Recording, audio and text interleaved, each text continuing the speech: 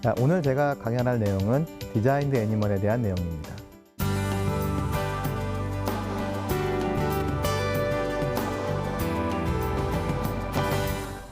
안녕하십니까. 서울대학교 수의과대학 장구입니다. 오늘 제가 강의할 내용은 디자인드 애니멀, 디자인 동물이라는 내용을 강의할 예정입니다. 말이 좀 생소할 수 있을 것 같습니다. 동물을 디자인한다. 제가 오늘 어떤 내용을 말씀드릴지 조금은 상상해 가실 수도 있겠지만 상당히 새로운 내용이 포함되어 있을 것 같습니다.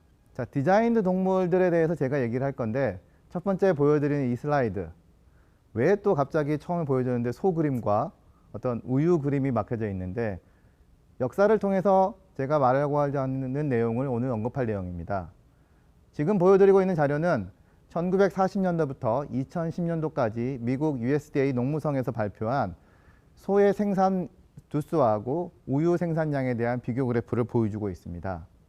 보시는 것처럼 1940년대에는 소의 마리수가 약 25밀리언 정도가 있었다면, 당시에 소 한 마리당 우유를 생산할 수 있는 것은 2000kg 내외였습니다.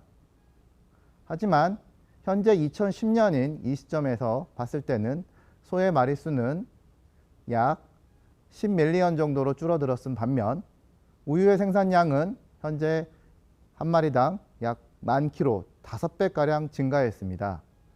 자, 이렇게 숫자는 줄고 양을 늘리는 이런 변화. 그래서 그 변화에 있어서 가장 중요한 부분들이 있었던 이 1970년대 기준. 우리가 초등학교나 중학교 때 주로 많이 배웠던 이 경제 곡선에 있어서 수요와 공급에 만나는 이 결정되는 이런 그래프처럼 보이는 이 그래프가 1970년도에 어떠한 과학적 변화가 있었길래 이런 동물들에도 생산량은 늘어나고 숫자는 주는 현상들이 일어났을까를 보도록 하겠습니다. 1978년의 해는 굉장히 역사적으로 과학적으로 중요한 한 해입니다. 바로 세계 최초의 시험관 아기 루이스라는 아이가 태어났습니다. 그때 당시에 테스트 튜브 베이비라는 말이 쓰이게 됐고, 그래서 이 말을 한국말로 해석을 하면서 시험관 아기란 말이 붙었고, 당시에 태어난 이 루이스는 신문에 큰 화면을 차지할 정도로 각광을 받았습니다. 벌써 40년 전이 넘게 있었던 일입니다.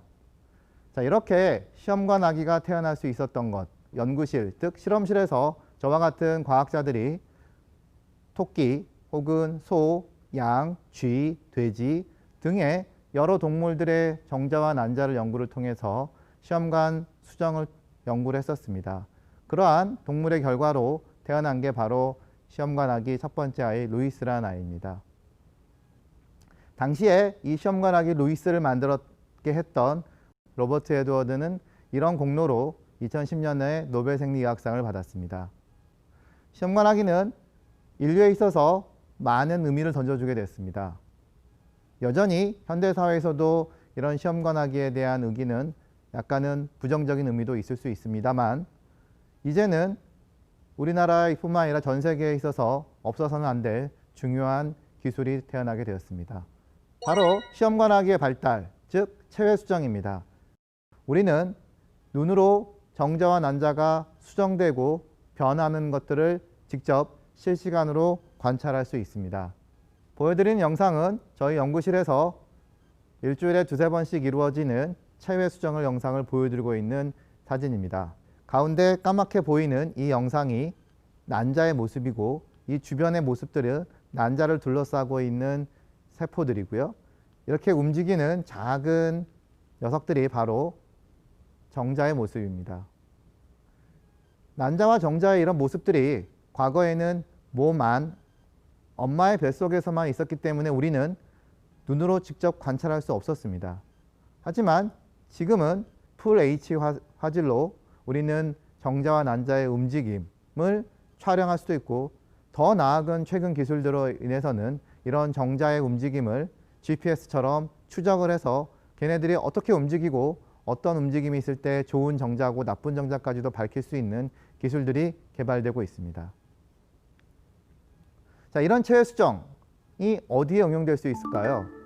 바로 사람에서 가장 가까운 것은 바로 난임 부부에 대한 하나의 해결책입니다.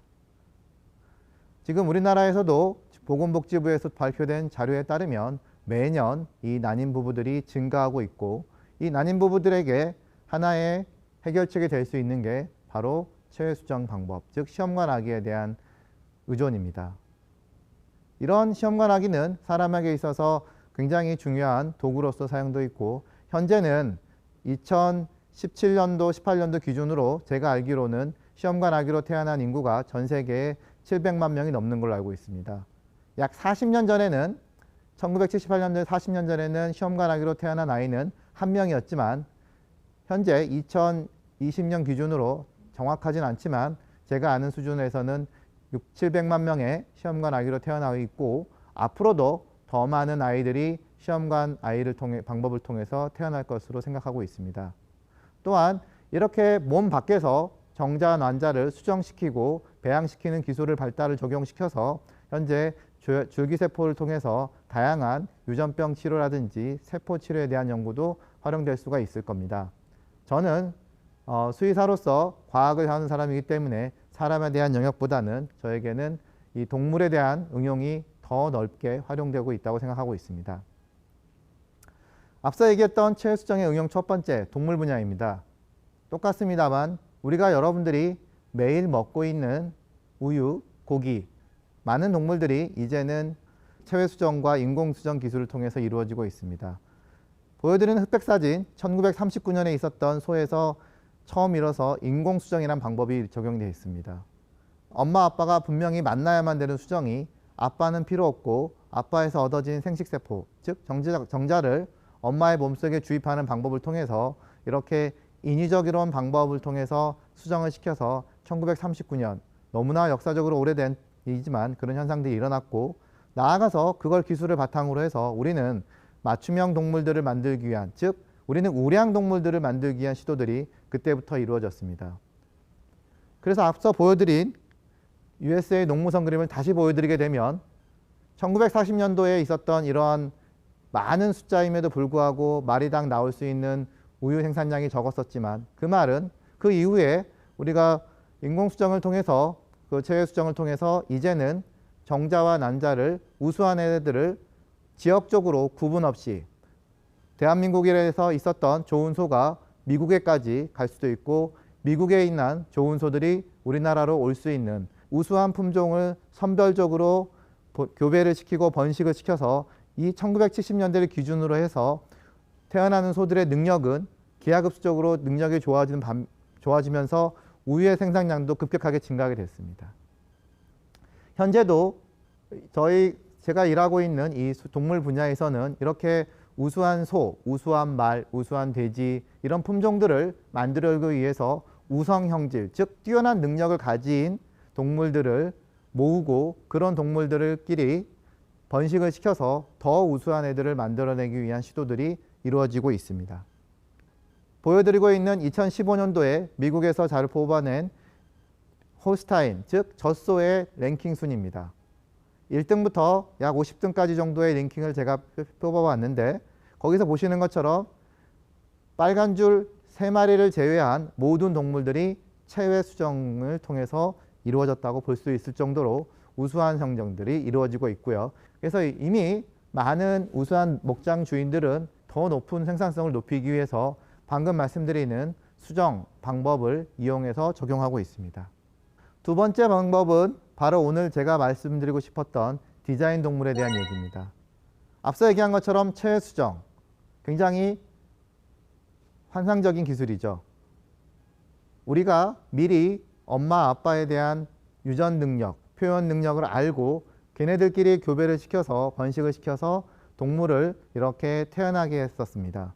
2020년 지금 이 순간에도 이 분자생물학을 대표로 하고 있는 DNA와 세포를 다루는 기술들이 굉장한 속도로 연구 개발되고 있어서 다양한 분야에 활용되고 있습니다.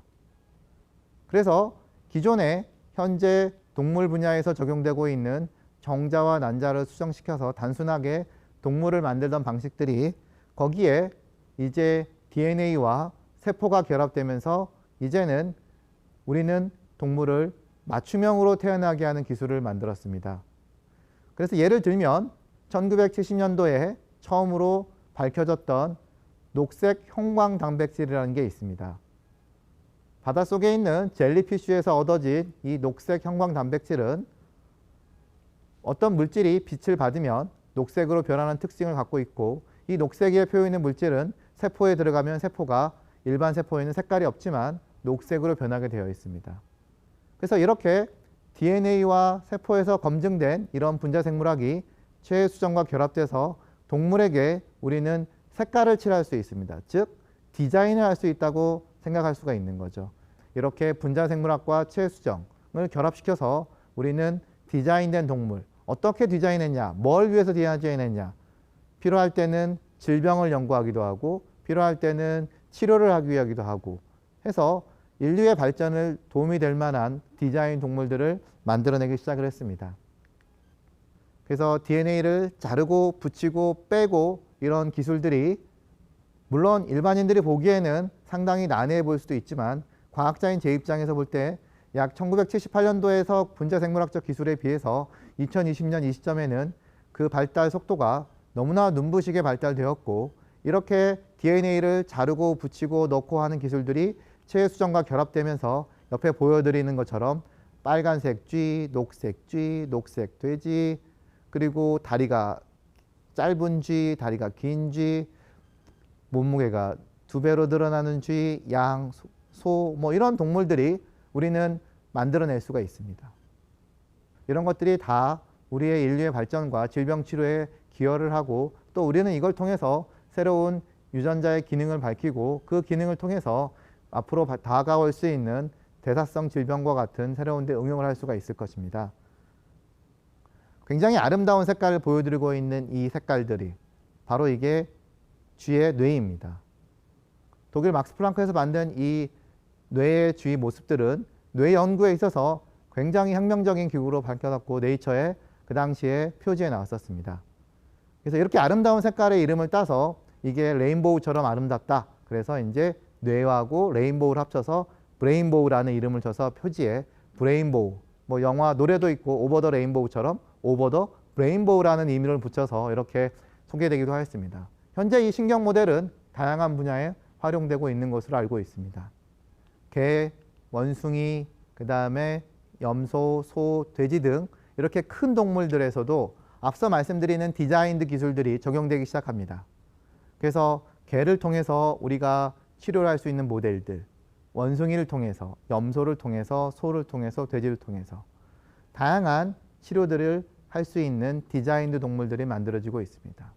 여러분들이 알고 있는 가장 유명한 질병 중에 하나가 망막퇴액성 질병 중에 하나입니다. 현재 2017년도에 세계 최초로 이 망막퇴액성 질병들에 대한 유전자 치료가 FDA 승인이 났는데, 그 승인이 나는 첫 번째 근거가 됐던 게 똑같은 망막퇴액성 질병들이 개에서 있었습니다. 그래서 2001년도에 미국의 과학자들이, 수의사를 포함한 과학자들이 개에서 이렇게 망막퇴액성 질병들이 똑같이 있었던 것들이 사람과 똑같다는 걸 알고 실제 그 개에게 실제 질병 치료를 해보고 가능성을 관찰한 후에 2008년도에 사람의 직접 임상실험에 들어가고 그 10년 후에 2017년도에 그 유전자 치료법은 승인이 나서 지금 적용받을 수 있습니다. 이런 것처럼 동물들에게도 사람과 똑같은 질병들을 갖고 있는 것들이 적게는 10개, 많게는 수백 개의 질병들이 이런 대형 동물에 존재하고 있습니다. 저희 수의사에서도 이런 질병을 치료하는 데 있어서 일부 질병들의 치료법들은 사람 것과 매우 똑같아서 그 사람의 방법을 그대로 적용하고 있고, 단지 체중의 차이가 있기 때문에 약을 용량만 적게 투여하는 경우도 많이 있습니다. 이렇게 동물을 우리는 디자인을 통해서 우리가 필요한 인류의 질병에 필요한 연구들 혹은 우리가 알아야 되는 유전자의 미지의 세계들에 대해서 응용 활용되고 있습니다. 그래서 과거에 내추럴 셀렉션에서는 환경에 의존했고 환경에 의존하면서 자연적으로 서바이벌하는 것들이 이루어졌긴 하지만 그때는 기술이 필요 없었죠. 하지만 기술이 점점 기울어지면서 이제는 맞춤형 번식, 즉 디자인들을 하고 있습니다. 동물들을 태어나게 할 때 과거에 있었던 서바이벌 그리고 표현으로 나왔던 것들을 이제는 디자인을 미리 실험실에서 혹은 연구실에서 이루어집니다. 오늘도 예를 들면 나는 이런 동물에 대한 기능을 알고 싶으면 그 유전 정보들을 데이터베이스를 통해서 다운을 받고 그거를 통해서 가상으로 관련된 AI에게 시켜버리면 그 동물들에 대한 유전자의 기능을 알려주고 그 기능들이 좋을 것이고 좋다는 의미는 즉 제가 원하는 동물들 어떤 특수한 목적의 유전병을 만들기 위한 데 굉장히 중요한 키 몰레큘이라고 생각을 하면 그거를 결합시켜서 우리는 질병의 특수한 목적을 만들고 그 질병을 통해서 우리가 알지 못했던 새로운 질병 치료의 길을 열 수 있습니다. 그래서 점점 과거에서 소비자 중심이었던 어떤 사람 중심이었던 번식들이 이제는 디자인 중심으로 과학은 점점 접근하고 있습니다. 제가 오늘 말씀드리는 이런 디자인드 애니멀, 약간은 표현이 아름답고 멋있어 보일 수도 있지만 상당히 위험한 기술로 작동될 수도 있을 것 같습니다. 그래서 마지막 슬라이드인데 우리가 얘기할 때 바로 저희 과학자들이 얘기하는 과 일반 시민들이 얘기할 때는 굉장히 큰 괴리감이 있을 것 같습니다. 우리가 연구하고 만들어지는 디자인드 동물들이라고 하는 것들이 질병 치료와 연구의 목적이라면 일반 시민들은 대부분 다 고개를 수근거리면서 동의를 해줄 것으로 생각을 하고 있습니다. 반면 이런 기술들이 산업화, 식품이나 혹은 산업 현장으로 들어오게 되면 사람들은 거부감을 나타내기 시작합니다. 그래서 예를 들면 앞서 만들어진 디자인드 동물들을 만약에 내가 먹어야 된다면 혹시라도 그거를 가공을 해서 우리가 뭔가 생활에서 쓴다면 그 동물에서 얻어지는 뭔가를 우리 일반 현장에서 환경에서 적용된다면 사람들은 같은 기술임에도 불구하고 질병 치료나 우리에게 도움이 될 것 같은 부분들에 대해서는 굉장히 해피하면서 동의를 하지만 같은 기술을 적용한 것들이 내가 혹시라도 먹거나 혹은 내 일상생활에 들어와서 내 몸에 붙이거나 이렇게 활용을 하게 되면 거부감을 나타내는 이런 현상들이 일어납니다. 현재 과학기술을 배우는 초등학교, 중학교 학생들은 저희 DNA나 이런 기술에 대해서 굉장히 이해도가 높습니다. 하지만 저를 키워주시고 하여튼 저희 어머니만 해도 70대 이상 분들은 오로지 신토불입니다. 신토불이면 무조건 좋은 거고 실험실에서 되는 건 무조건 싫다 이런 거죠. 그 반대를 통해서 만들어진 법들과 그 다음에 법은 아니지만 사회적인 통념들 때문에 이렇게 연구실에서 이루어지는 우수한 성과들이 바깥으로 표출돼 가지고 산업화로 가는 데 있어서는 여전히 어려움이 존재하고 있고 그걸 하기 위해서도 저 스스로도 이런 혹시 포럼이라든지 혹은 대중 세미나가 있다면 언제든지 참여를 해서 그 작은 실타래 하나씩이라도 풀어볼 수 있는 기회를 갖고자 합니다. 그래서 저는 오늘 말씀드리는 이런 이 디자인드 애니멀 기술들이라고 하는 부분들이 과학자적인 입장에서 굉장히 아름답고 미래를 밝힐 수 있는 중요한 연구라고 생각을 하고 있습니다. 하지만 이런 기술들이 퍼블릭 컨센서스, 즉 일반 시민들과 충분히 소통이 되지 않고 과학자들의 길만 앞서가게 된다면 굉장히 많은 사회적 혼란을 일으킬 수가 있을 것 같습니다. 현재 코로나 시국에도 굉장히 많은 뉴스들이 쏟아져 나오고 있는데 과학자들이 말하는 것과 일반 시민이 말하는 사이에는 굉장히 많은 괴리감이 존재할 수도 있습니다. 그래서 마지막으로 저희 과학기술들이 연구하고 있는 부분들은 일반 시민들과 컨센서스를 많이 이루어져서 더욱 올바르고 인류의 발전에 필요한 데 쓰였으면 하는 게 제 마지막 강의의 메시지입니다. 네, 지금까지 경청해 주셔서 감사합니다.